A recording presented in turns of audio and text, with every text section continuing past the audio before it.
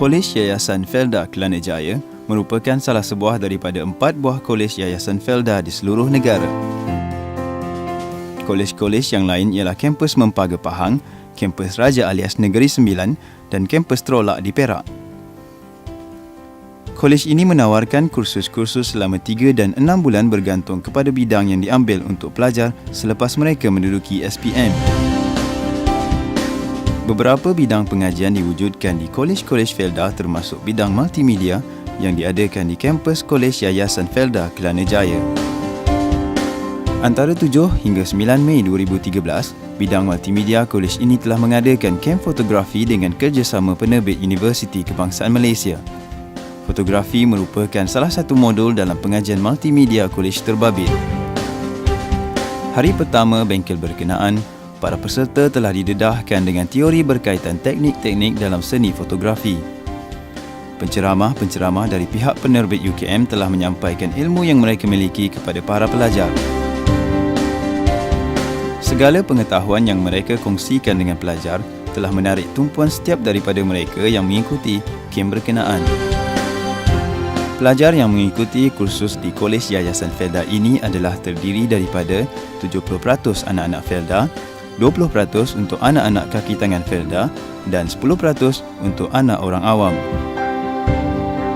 Dalam sesi ini, pelajar dijelaskan juga berkaitan ciri-ciri teknikal kamera fotografi.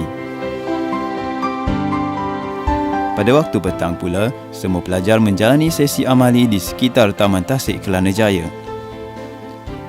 Sebelum bergerak ke lokasi berkenaan, sempat di kalangan mereka ditunjukkan apa-apa yang perlu diketahui oleh mereka. Selain daripada itu, pelajar juga telah diberi taklimat oleh pensyarah mereka pelbagai perkara yang perlu sebagai panduan ketika melakukan amali di Taman Tasik berkenaan.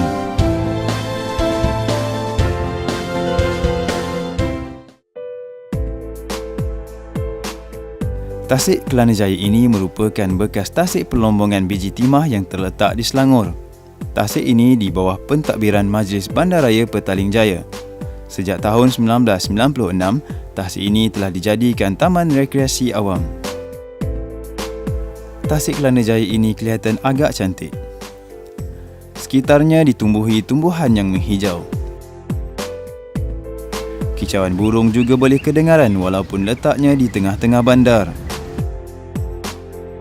Tasik ini juga merupakan lokasi menarik bagi kaki pancing. Di sekitar tasik ini, peserta mencari subjek yang boleh dirakam menjadi rakaman foto yang berseni. Mereka tidak henti-henti mencari, menilik dan memetik butang di kamera masing-masing. Semua peserta gembira dengan tanggungjawab yang telah diberi kepada mereka oleh penceramah. Pelbagai ragam dan cara dilakukan mereka untuk mendapatkan foto yang menarik. Malah, ada yang sanggup menjadi model untuk dirakam aksinya. Mereka melakukan tugas yang diberikan secara kerjasama dengan ahli kumpulan. Kerjasama sedemikian memang amat diperlukan dalam tugas berkumpulan. Di lokasi amali ini juga, para fasilitator masih bersedia menunjukkan cara-cara terbaik untuk membuat rakaman foto. Setelah penat menjelajah sekitar taman, ada yang mengambil kesempatan untuk duduk berehat di bawah rimbunan pepohon yang menghijau. Sesi amali ini tamat setelah segala subjek yang diperlukan di sekitar Taman Tasik ini telah dirakamkan. Hari kedua, iaitu 8 Mei 2013, peserta kem fotografi telah dibawa untuk beramali di Kuala Selangor pula. Lokasi amali berkenaan ialah Taman Alam Kuala Selangor dan juga Bukit Melawati. Daerah Kuala Selangor terletak di utara negeri Selangor. Bandar di daerah ini dikenali dengan Bandar Kuala Selangor yang menjadi bandar pentadbiran daerah berkenaan. Bandar Kuala Selangor merupakan bekas bandar di Raja Selangor. Daerah Kuala Selangor mempunyai beberapa lokasi menarik untuk dilawati. Di antara tempat-tempat tersebut termasuklah Bukit Melawati, Taman Alam Kuala Selangor, tempat memerhati kelip-kelip, tempat memerhati burung dan juga terdapat lokasi makanan laut yang segar.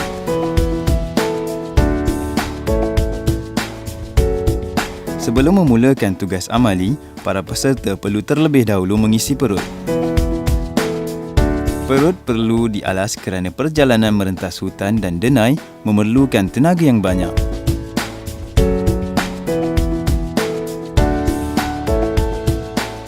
Selesai sarapan, semua peserta bergerak mengikut kumpulan-kumpulan yang telah ditentukan. Masing-masing bersedia menggunakan kepakaran yang diperoleh semasa sesi teori untuk menghasilkan karya seni foto yang berseni. Bismillah, kami mulakan perjalanan kami. La ilaha illallah. Taman Alam Kuala Selangor mempunyai keluasan 2.4 km persegi. Ia terletak di Kuala Sungai Selangor. Taman alam ini dibuka pada tahun 1987. Taman ini terdiri daripada hutan hujan tropika dan hutan paya bakau. Taman Alam Kuala Selangor ini menjadi tempat perlindungan pelbagai spesies kehidupan yang berupa kepelbagaian spesies haiwan, serangga, burung, ikan dan sebagainya. Di perut hutan yang menghijau dan dingin ini, pelbagai spesies tumbuhan boleh dijumpai sama ada yang tinggi, rendah dan melata di atas bumi. Hutan ini umpama galeri yang menyimpan pelbagai khazanah seni alam. Hutan Alam Kuala Selangor ini menjadi habitat kepada komuniti monyet spesies makonka ini. Spesies ini mudah didapati ketika melalui denai di taman tersebut. Mereka hidup secara berkumpulan. Di kiri dan kanan laluan ini dipenuhi dengan pelbagai spesies tumbuhan termasuk pokok-pokok bakau yang menghijau. Paku pakis juga boleh didapati di mana-mana. Laluan di sini juga ditanam dengan pokok-pokok mengkudu yang dikatakan mempunyai khasiat untuk mengawal penyakit kanser. Terdapat juga kawasan berair yang menyimpan pelbagai spesies hidupan akuatik sama ada yang besar maupun yang seni.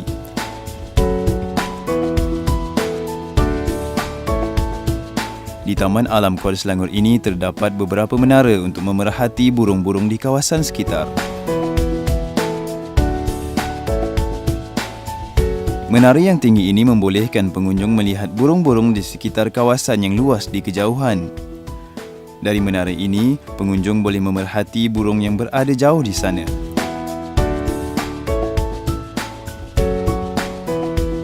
Ia akan lebih berkesan lagi jika menggunakan teropong. Jika bernasib baik, pengunjung juga akan bersua dengan haiwan selain daripada burung-burung yang terbang di langit dan juga yang terbang dari dahan ke dahan. Hutan ini juga dikatakan menyimpan pelbagai spesies burung sama ada burung tempatan dan juga burung antarabangsa. Dikatakan hutan ini mempunyai lebih 150 spesies burung termasuk lebih 50 spesies burung antarabangsa. Burung antarabangsa yang berhijrah ke sini biasanya datang dari utara China dan juga Rusia ketika musim sejuk terutama dalam bulan September pada setiap tahun. Hutan paya bakau atau hutan paya laut di sini menjadi tempat burung-burung dan haiwan untuk berlindung, mencari makan serta membiak.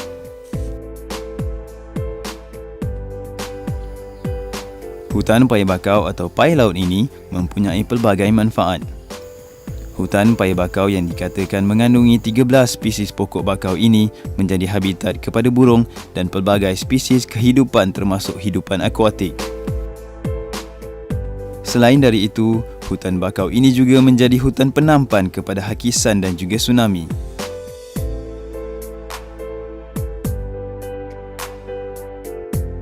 Di hutan paya bakau ini terdapat laluan yang membolehkan pengunjung melaluinya untuk masuk ke dalam hutan bakau berkenaan hingga jauh ke arah Selat Melaka. Di laluan ini, pengunjung boleh melihat bukan sahaja pelbagai spesies pokok bakau, malah juga spesies hidupan di lumpur serta juga spesies monyet yang tinggal di hutan paya bakau ini.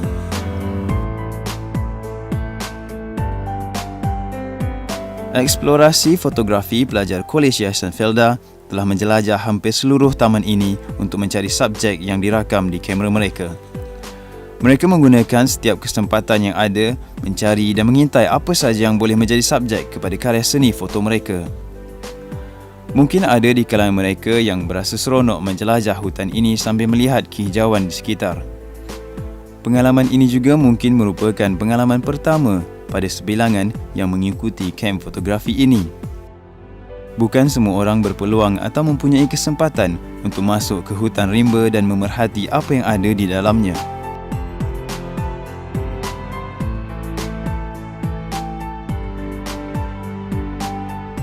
Eksplorasi mereka melalui denai-denai di perut taman ini tamat pada waktu tengah hari. Perut masing-masing perlu diisi kembali pada waktu tengah hari untuk mengembalikan tenaga yang telah hilang semasa menjelajah setiap ceruk taman alam tersebut. Tenaga perlu dijana semula dan tentu sekali hidangan akan menjadi lebih enak dalam keadaan perut yang kosong dan tekak yang kering. Seterusnya sebelah petang pula, para pelajar telah dibawa untuk beramali di Bukit Melawati yang terletak bersebelahan Taman Alam Kuala Selangor. Di puncak Bukit Melawati ini, wujud tinggalan kubu atau kota yang menjadi benteng daripada serangan musuh dan juga sebagai pemantau laluan kapal di Selat Melaka pada zaman lampau. Kelihatan beberapa pucuk meriam lama yang terdapat di bahagian yang menghala ke Selat Melaka. Selat Melaka boleh kelihatan dengan jelas di kejauhan, terutama dalam keadaan cuaca yang cerah. Dikatakan Bukit Melawati merupakan pusat pentadbiran Kesultanan Selangor dalam abad ke-19. Menurut sejarah, kubu ini jatuh ke tangan Belanda dalam tahun 1874 daripada pihak Inggeris. Mereka membaiki kubu tersebut dan diberi nama sempena Gubernur Jeneral Belanda ketika itu.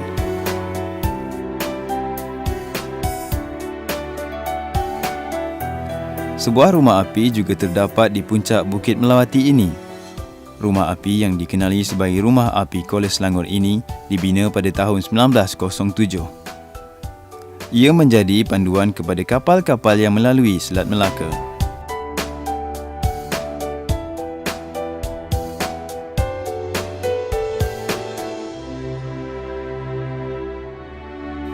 Selain daripada itu, terdapat juga sebuah muzium di puncak Bukit Melawati. Muzium Sejarah Daerah Kuala Selangor ini merupakan bekas rumah pegawai daerah Kuala Selangor. Pengunjung boleh datang untuk melawat muzium ini. Ia menyimpan pelbagai khazanah sejarah sejak abad ke-17.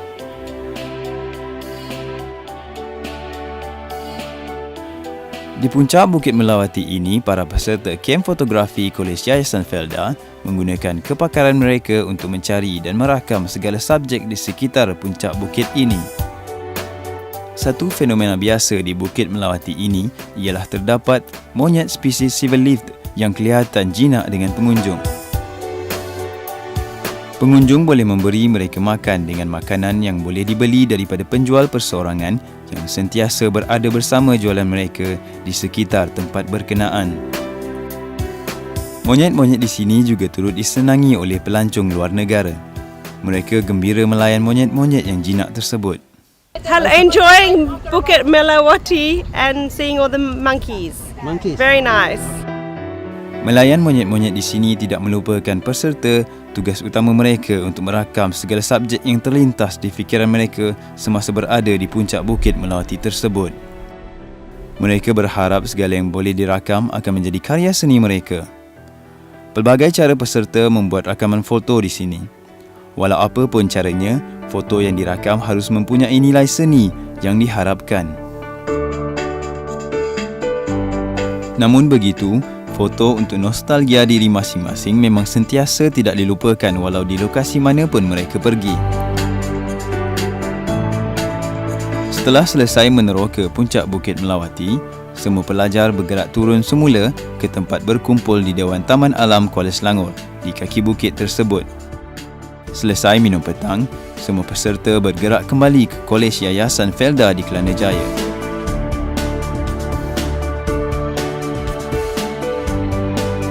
Hari terakhir kem fotografi iaitu 9 Mei 2013, semua kumpulan peserta telah membuat pemilihan foto-foto serta membuat suntingan untuk diketengahkan semasa sesi persembahan nanti.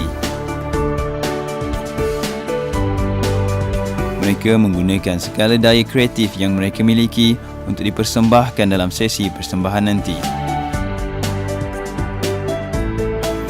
Mereka bekerjasama memilih foto-foto yang difikirkan mampu mendapat perhatian penilai yang akan membuat penilaian kepada foto-foto yang akan ditayangkan nanti.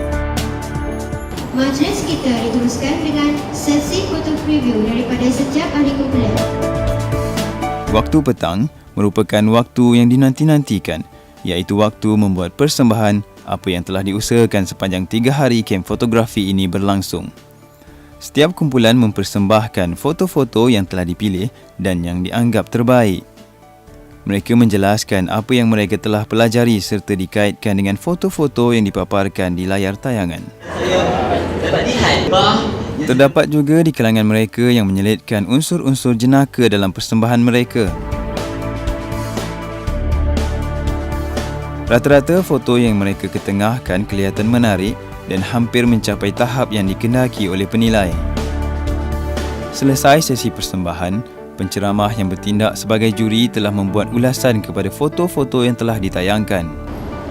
Dia dominan dan balance tu terkenal, tapi gambar biasa yang tak di-pack, berapa tak nak tengok Jadi kita keluarkan. Jadi yang penting tu lah 3 tadi dengan di-pack. Kelainan gambar tu.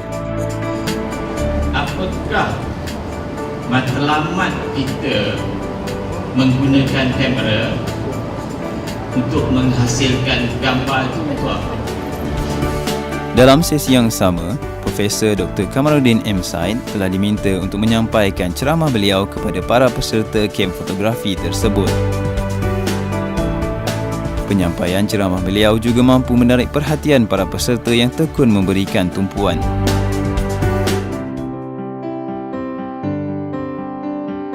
Akhirnya, kem fotografi berkenaan telah memberikan penghargaan kepada kumpulan-kumpulan yang telah mengambil bahagian. Penghargaan diberikan adalah mengikut tingkat kualiti yang telah dicapai oleh mereka. Apa yang diharapkan, semoga kem fotografi tersebut memberi manfaat kepada para pelajar khususnya dan kepada pihak Kolej Yayasan Felda amnya.